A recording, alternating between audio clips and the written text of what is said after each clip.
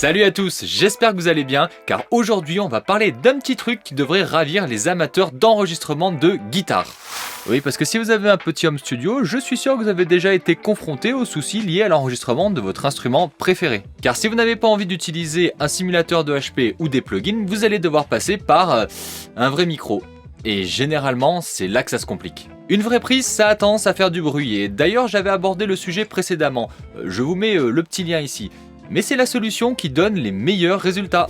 Mais comme je suis têtu, je me suis mis en quête d'une solution alliant à la fois la simplicité des plugins et la qualité d'enregistrement d'une vraie prise. Et cette solution, elle nous vient du pays des moulins, du gouda et de la weed. Allez, c'est parti.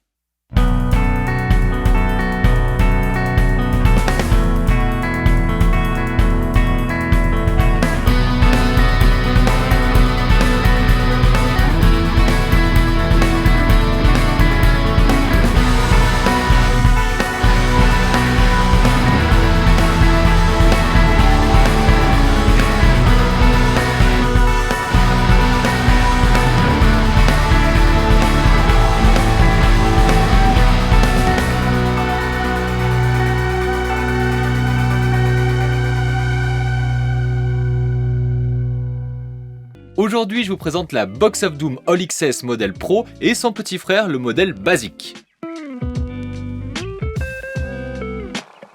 Alors ces boîtes, parce que c'est ce à quoi ça ressemble de prime abord, sont ce qu'on appelle des isocabs. Un isocab, pour ceux qui découvrent, c'est tout simplement un câble isolé et préparé pour justement recevoir des micros. Alors avant de regarder ça plus en détail, je précise que cette vidéo n'est absolument pas sponsorisée par la marque, ce sont des produits que j'ai achetés, mais comme j'ai vraiment aimé les résultats et que le service client a toujours été au top, j'ai décidé de vous en parler aujourd'hui. Voilà, maintenant que les choses sont mises au clair, on peut y aller. Donc ces isocabs ont été conçus pour enregistrer dans des conditions pro, tout en réduisant au maximum les nuisances générées par l'ampli et les contraintes acoustiques liées à la pièce. Et il faut savoir que de plus en plus de groupes ou d'artistes ont opté pour cette solution, aussi bien pour le live que pour le studio. Par exemple, le guitariste de Trivium Matt Heafy utilise un modèle pro chez lui lors de ses streams sur Twitch. Mais il n'est pas le seul, parce que pour des applications live, on va retrouver de nombreux groupes comme Gojira ou encore Biffy Clyro. Des grosses pointures quand même. Mais avant de vous montrer comment ça sonne, je vous propose qu'on fasse un petit tour à l'intérieur pour voir justement comment tout est agencé.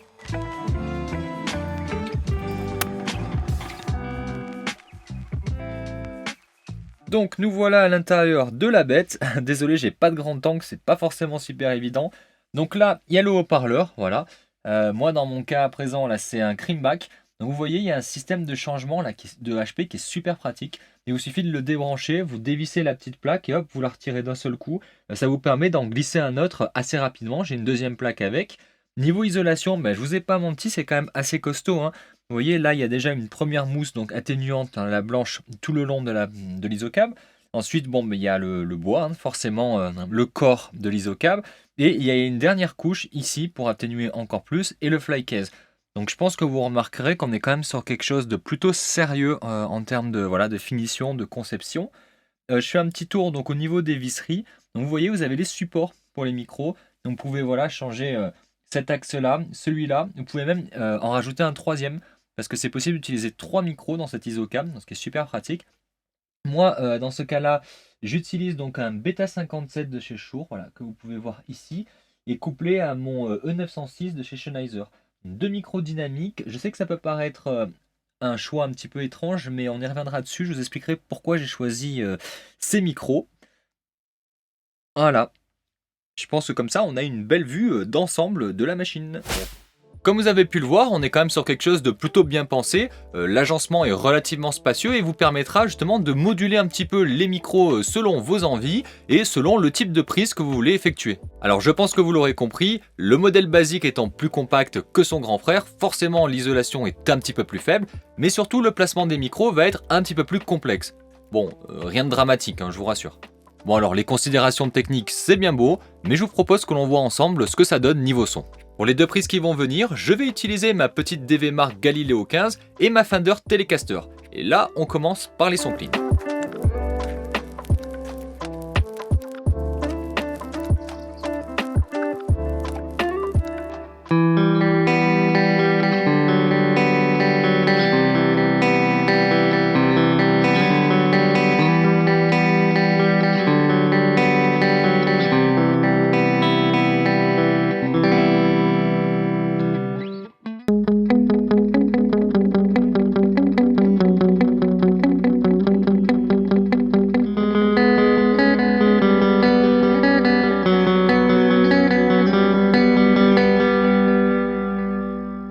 Ok, plutôt pas mal, on va pousser avec un petit overdrive.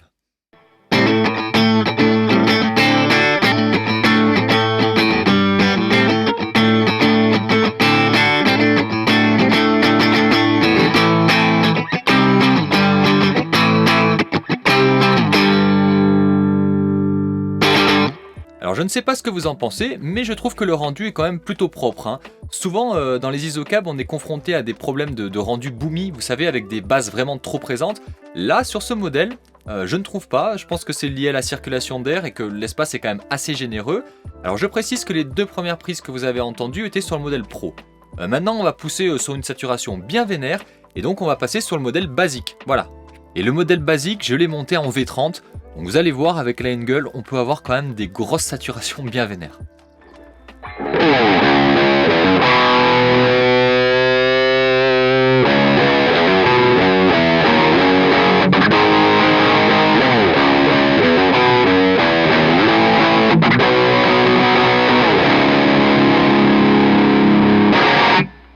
Alors ok, niveau son, on est sur quelque chose de très bon. Maintenant, on va passer à l'étape de la réduction sonore. Oui, parce que n'oubliez pas quand même, le deal d'un isocab à la base, en plus d'avoir un son proche d'un rendu studio, c'est de pouvoir enregistrer sans faire chier le voisinage ou les gens vivant sous le même toit que nous. Et on va voir si de ce côté-là, ça tient ses promesses.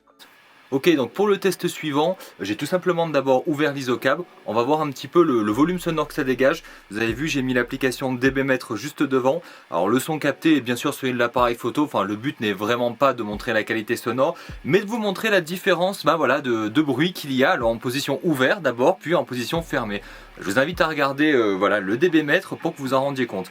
Allez, j'envoie juste un accord en position ouverte.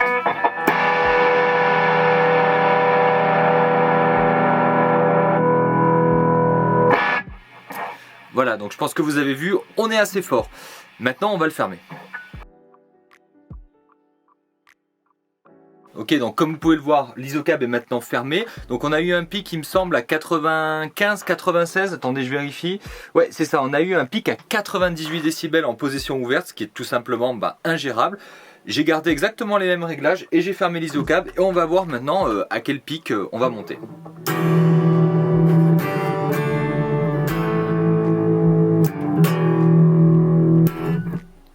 Ok, donc je pense que vous en rendez compte, on est passé donc de 97 à 70 décibels.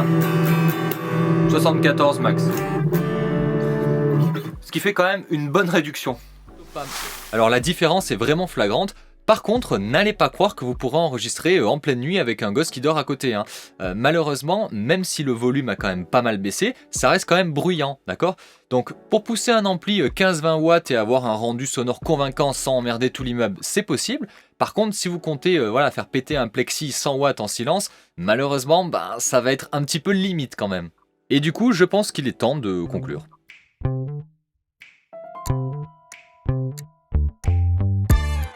Alors de nos jours, il n'a jamais été aussi simple d'enregistrer sa guitare ou sa basse, hein. Entre les plugins et les simulateurs de HP, on a l'embarras du choix. Par contre, dès qu'on veut se tourner vers de la prise plus traditionnelle, c'est là que les choses se compliquent. Et d'ailleurs, aussi bien au niveau du volume qu'aux contraintes acoustiques liées à la pièce, hein. Les isocabs de chez Box of Doom peuvent être donc des solutions envisageables si vous souhaitez faire de vraies prises dans de bonnes conditions. Et pour être honnête, par le passé, j'ai testé plusieurs isocabs, notamment chez Grossman et Randall, et franchement, j'ai pas été vraiment super satisfait du résultat. Là, avec les Box of Doom, je suis plutôt globalement très content, et d'ailleurs, la plupart des prises que vous entendez sur cette chaîne proviennent de ces 2 isocabs. Cependant, il faut garder en tête que malgré toute leur qualité, ces isocabs présentent quand même des contraintes. Tout d'abord, le prix. Voilà, on va pas se mentir, ça coûte assez cher. Comptez environ 1800 € pour le modèle Pro et 1200 pour le modèle basique. Ça fait quand même un sacré budget pour s'enregistrer. Ensuite, malgré le fait que l'atténuation soit bonne, vous n'enregistrerez pas dans le silence le plus complet. Et ça, il faut vraiment le garder en tête. Un isocab, même s'il est bien isolé, ça reste quand même bruyant. Et enfin, le dernier point et peut-être le plus problématique va concerner le choix des micros. Malgré les qualités de ces isocabs, certains micros ne vont pas du tout fonctionner avec. Je prends notamment l'exemple des micros à ruban ou des larges membranes, tout simplement parce que vous savez, ces micros ont tendance à récupérer pas mal de son par l'arrière, et par nature, un isocab étant fermé, malgré une bonne circulation d'air, aura quand même beaucoup plus de basse qu'un câble à l'air libre avec une pièce très bien traitée. Du coup, c'est la raison pour laquelle j'ai privilégié l'utilisation de micros dynamiques. Comme vous avez pu le voir, dans le modèle Pro, il y avait un Beta 57 et un Sennheiser E906, et dans le modèle basique, c'était tout simplement deux SM57.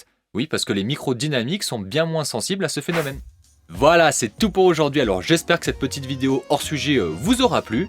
En tout cas, sachez que pour ma part, je suis un gros fan des produits de cette marque, et je le rappelle encore une fois, ce n'est pas du tout du contenu sponsorisé, ce sont des produits que j'ai achetés, mais je reste quand même ultra satisfait de leurs produits.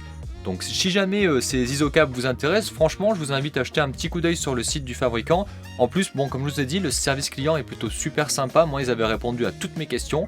Je vous mets le lien en description, n'hésitez pas à jeter un coup d'œil si vous cherchez à vous enregistrer dans des bonnes conditions. Ah et aussi, avant que j'oublie, si cette vidéo vous a plu, n'hésitez pas à la commenter, à la liker, à la partager et éventuellement à vous abonner. Vraiment, ça me ferait plaisir. Et du coup, je vous dis à très bientôt pour une prochaine vidéo et on reparlera soit d'un groupe ou de pédales d'effet. Allez, ciao!